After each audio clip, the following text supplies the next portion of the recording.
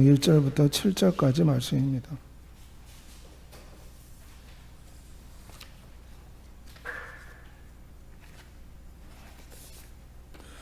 민수기 15장 1절부터 7절까지 말씀 우리 한 절씩 교독하도록 하겠습니다.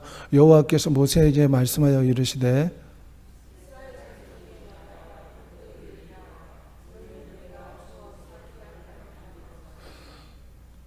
여호와께 화제나 번제나 소원을 갚는 제사나 낙헌제나 정한 절기제에 소나 양을 여호와께 향기롭게 드릴 때에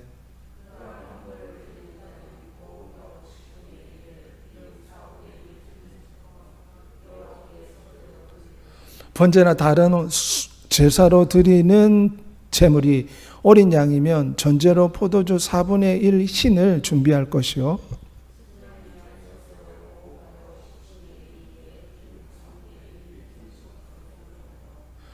전제로 포도주 3분의 1 신을 드려 여호와 앞에 향기롭게 할 것이요. 아멘. 오늘 예배 함께한 여러분에게 예수 그리스도의 은혜가 충만하시기를 소망합니다. 오늘은 실패를 덮은 하나님의 놀라운 약속의 말씀과 대속의 은혜에 대해서 잠시 살펴보고자 합니다. 운동선수가 십자인대가 끊어져서 당분간 운동을 쉬게 되었습니다. 하지만 감독이 와서 재활 프로그램을 건네주면서 내년에는 다시 뛸 수 있을 것이다. 낙심하지 말라. 이 재활 훈련 과정을 거치면 다시금 뛸 수 있다. 소망을 주고 있습니다.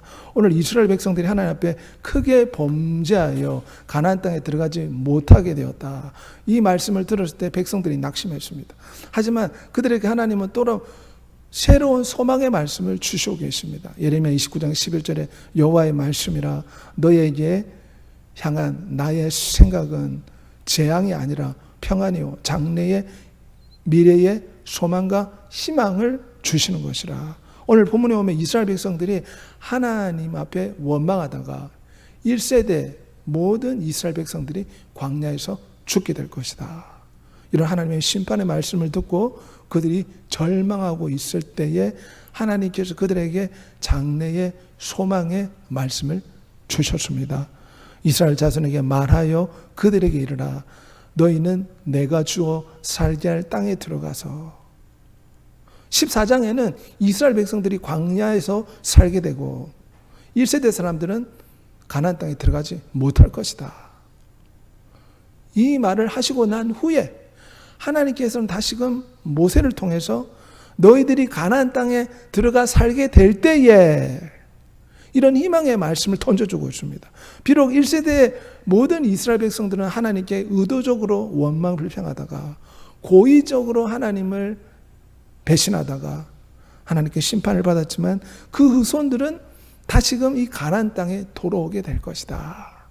하나님은 그들에게 3번이나 아브라함과 이삭과 야곱에게 맹세하신 가나안 땅에 그 후손들이 들어오게 될 것이다. 소망의 말씀을 주고 있습니다. 이것은 마치 하나님께서 죄악이 팽배한 노아 시대에 40일 동안 하늘의 비와 땅에 샘을 터뜨려서 온 천지가 물바다가 되었을 때에 이 홍수 시판이 지난 후에 노아 앞에 무지개를 보여주셨습니다. 무지개를 보여주셨다는 것은 내가 다시는 인류를 물로써 심판하지 않을 것이다. 노아가 지금 얼마나 겁을 먹었겠습니까? 왜냐하면 온 천지가 물로써 다 심판을 받아 노아 가족 외에는 다 죽임을 당했습니다. 두려움에 떨고 있는 노아 식구에게 하나님이 무지개를 보여주면서 장래의 소망을 주십니다. 두려워하지 말라.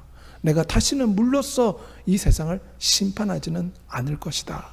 우리 하나님이 이처럼 우리 인간들이 두려움에 떠는 것이 아니라 장래의 소망과 희망의 말씀을 주신 하나님이십니다.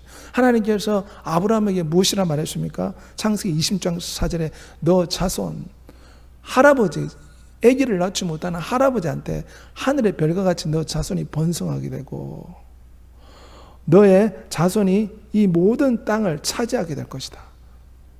천하 만민이 너를 통해 복을 받게 될 것이다. 하나님은 아브라함에게 장래에 지금 소망을 주고 있습니다. 너의 자손이 이 땅을 차지하게 될 것이다. 오늘 본문에 이스라엘 백성들에게도 소망을 주고 있습니다. 광야에서 너희가 살게 되지만 이후에 너희는 돌아오게 될 것이다. 이 가나안 땅에 돌아오게 될 것이다. 이런 소망을 주시는 하나님. 우리 하나님은 인간들에게 약속의 말씀을 주십니다. 영원하신 아버지 하나님 우리에게 소망과 희망의 약속의 말씀을 주십니다. 예수 그리스도는 이 가나안 땅으로 예표됩니다. 예수 그리스도는 우리의 신랑이요 천국의 실체요 약속의 땅 가나안 땅이라 부르는 새 예루살렘의 주인이 예수 그리스도인 줄 믿습니다. 성령 하나님은 날마다 우리에게 희망과 소망을 불어넣으십니다. 이처럼 삼위일체 하나님 우리에게 장래의 소망을 주시는 분입니다. 이스라엘 백성들이 바벨론 포로로 끌려갔을 때 하나님이 에스겔 선지자를 마른 뼈다귀가 가득한 골짜기로 불렀습니다. 내 백성들이 내가 너희의 무덤을 열고 너희로 거기에서 나오게 하고 이스라엘 땅으로 들어가게 하리라. 그걸 어떻게 보셨냐면 마른 뼈다귀 시체가 가득한 이곳에 에스겔 선지자가 하나님 말씀을 대언하니 죽은 시체가 살아난 하나님의 군대가 되었습니다. 지금 바벨론 포로로 잡혀갔지만 이 뼈다귀가 산 군대가 되듯이 이스라엘 백성들이 기적적으로 바벨론에서 나와서 가나안 땅으로 다시금 돌아가게 될 것이다. 하나님의 에스겔 선지자를 통해서 포로된 절망하는 이스라엘 백성들에게 희망의 말씀을 주고 계십니다. 성경에는 이처럼 절망 속에서 하나님이 소망과 희망을 주는 약속이 많이 있습니다.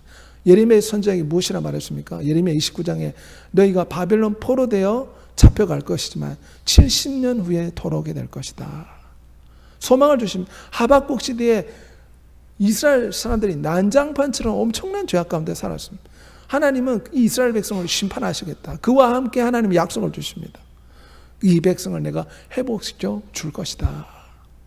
십자가에 매달린 강도를 보십시오. 십자가 우편에 강도가 매달려 죽음의 순간을 기다리고 있는데 이 강도가 우리 주 예수님을 보고 당신의 나라가 임할 때 나를 불쌍히 여기소서.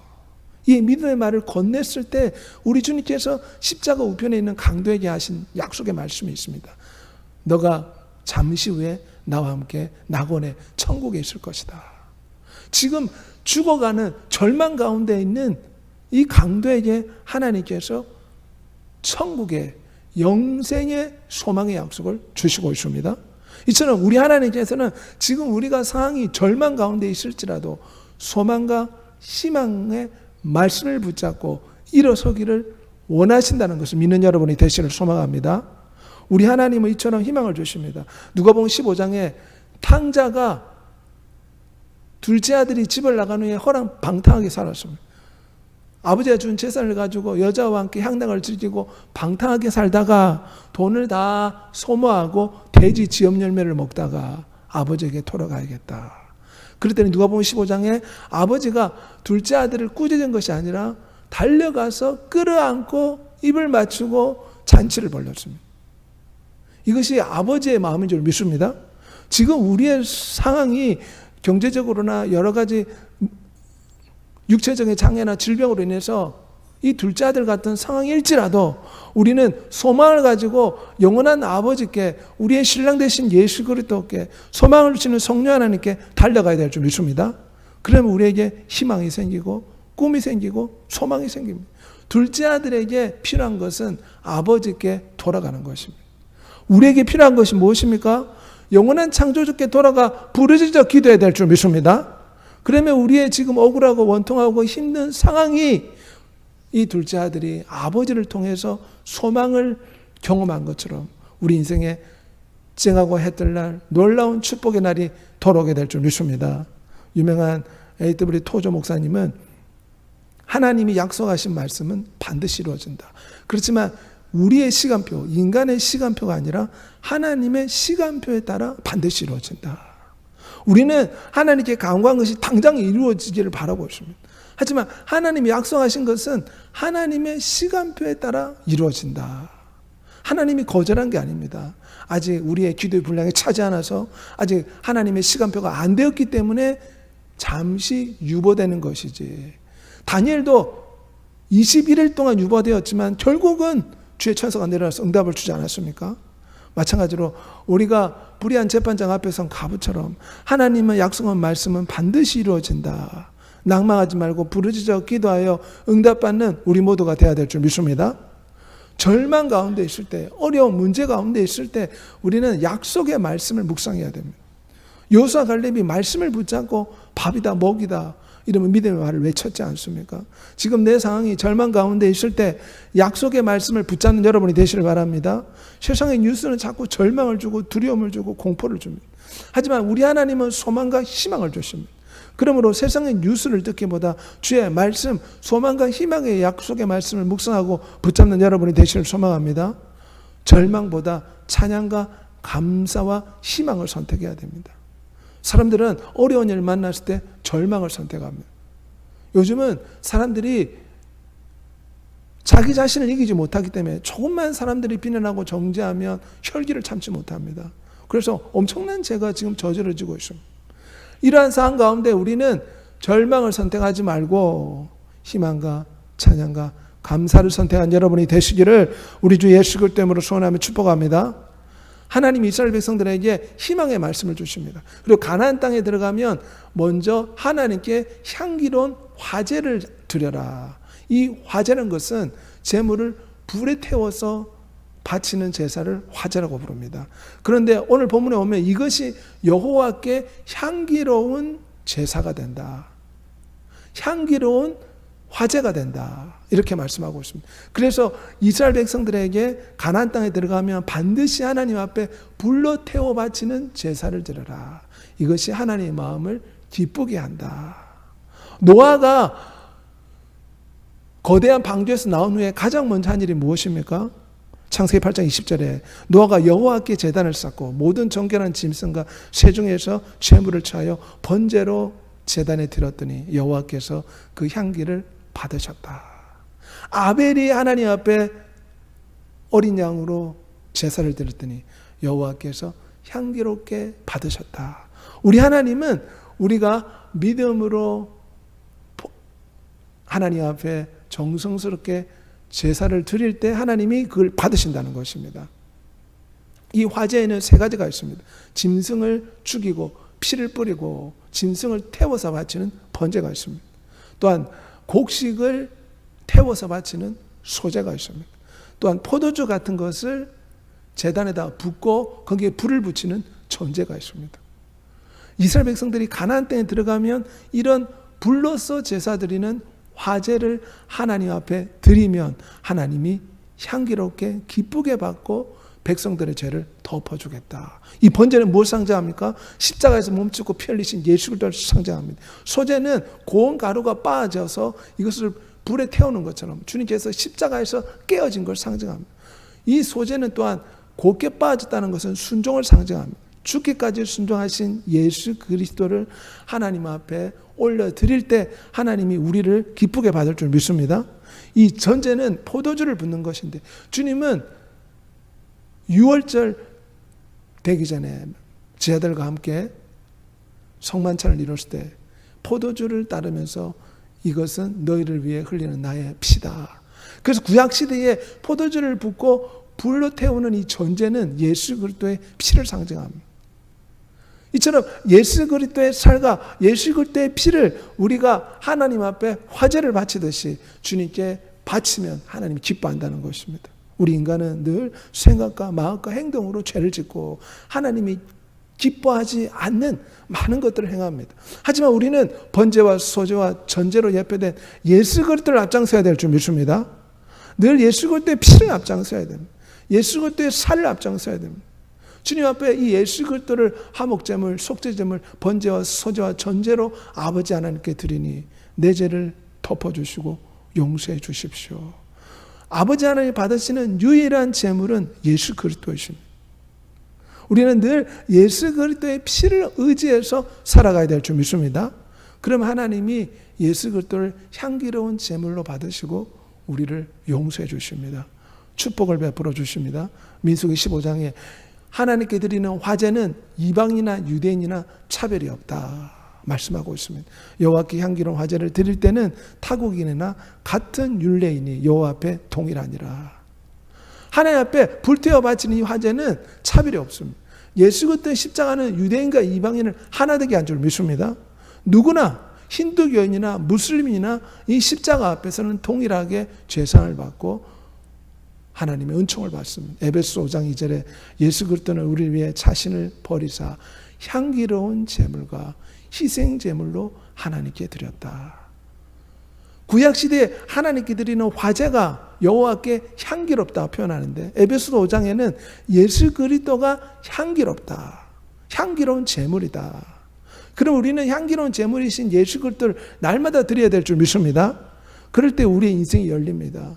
막힌 문이 뚫어지고 사막에 강이 생기는 놀라운 기적 역사가 나타날 줄 믿습니다. 이 향은 또한 출애굽기 30장 7절과 8절에 오면 하나님께서 제사장들에게 향을 꺼지지 않고 24시간 향을 피우라고 명령하셨습니다. 아침마다 향을 피울 것이며 저녁에 등불을 켤 때에도 향을 피워 여호와 앞에 끊이지 않는 향이 되게 하라. 예수 그리스도가 우리 향기로운 제물이지만 우리는 또한 하나님 앞에 기도의 향기, 예배의 향기, 찬양의 향기를 끊임없이 올려드려야 될 줄 믿습니다. 에베소 6장 18절에 모든 기도와 간구를 하되 성령 안에서 기도하고 이를 위해 깨어 구하기를 항상 힘쓰며 여러 성도를 위해 기도하라. 우리는 아버지 하나님 앞에 예배의 향기를 올려드려야 됩니다. 찬양의 향기를 올려드려야 됩니다. 기도의 향기를 올려드려야 됩니다. 그 예배와 찬양과 기도에는 예수 그리스도를 제물로 올려드려야 됩니다. 우리의 찬양은 누구를 노래합니까? 세상에 유행가는 인간의 서로 간의 사랑과 자신의 명예와 인간의 삶을 노래하지만 우리의 찬양은 예수 그리스도를 노래하는 줄 믿습니다. 우리의 예배는 예수 그리스도의 영광을 구하고 우리의 기도는 예수 그리스도의 이름이 영화롭게 되기를 기도합니다. 늘 하나님 앞에 기도와 찬양과 예배의 향기를 끊임없이 올려드리는 여러분이 되시기를 소망합니다. 중국 선교사 허드슨 테일러가 간증했습니다. 사람을 움직여 하나님 일을 하게 하는 방법은 오직 기도밖에 없다. 우리가 어떻게 사람의 마음을 움직입니까? 사업을 할 때나 사람을 만날 때 사람의 마음을 움직이는 게 쉽지 않습니다. 전도할 때도 사람의 마음을 움직이는 게 쉽지 않습니다. 사랑하는 가족들이 주 앞에 놓는 것이 얼마나 어렵습니까? 기도밖에 없는 줄 믿습니다. 기도의 향기를 끊임없이 올려드려 우리 허드슨 테일러처럼 간증한 여러분이 되시기를 소망합니다. 가나안 땅에 들어가면 여호와 하나님께서는 화제를 반드시 드려라. 우리는 예배의 열정을 가지고 예배의 화제를 하나님 앞에 드려야 될 줄 믿습니다. 불태워 바친다 이 말은 열정적으로 예배한다 이런 뜻이 내포되었습니다. 우리는 영혼 구원을 위해서 전제와 소재를 드려야 됩니다. 바울의 고백입니다. 내가 복음 전도를 위해서 내 몸을 전제와 같이 하나님께 부어진 바 되었다. 사실 우리가 직장 생활에 바쁘고 여러 가지 가정을 돌봐야 되지만 또한 우리의 남은 생에 한 영혼에도 구원하기 위해서 우리가 희생할 때 이것이 전제와 소재가 되어 하나님 앞에 향기로운 제물이 되는 줄 믿습니다. 실현 중에도 우리는 늘 기도의 향기, 찬양의 향기, 예배의 향기를 올려드려서 세상에서 예수 그리스도의 향기가 되는 여러분이 되시기를 우리 주 예수 그리스도의 소원하며 축복합니다. 또한 이스라엘 백성들이 가나안 땅에 들어가면 하나님이 거제를 드리라고 했습니다.